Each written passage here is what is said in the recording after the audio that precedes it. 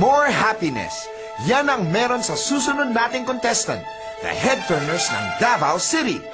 Ang motto nila, more practice bago sumalang sa stage para more swabe ang hagod ng kanilang boses.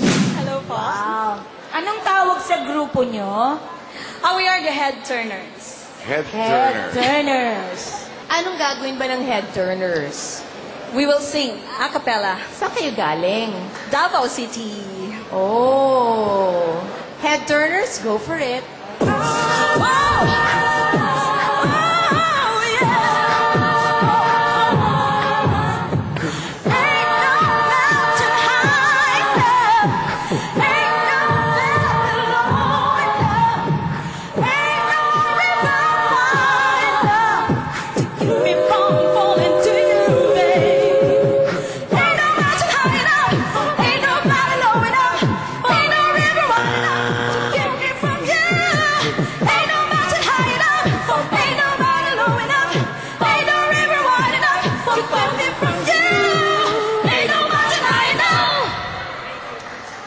Step forward, please. Yung naka-red na pretty ang face, what is your name?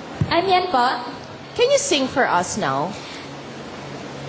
Don't make me close one more door. I don't wanna hurt anymore. Stay in my arms if you dare. Hold my star, imagine you're there. Don't walk away from me. I have nothing, nothing, nothing if I don't have you.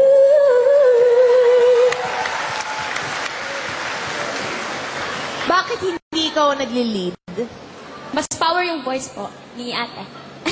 Mas exciting kung yung choreography nyo, yung nagulat ako.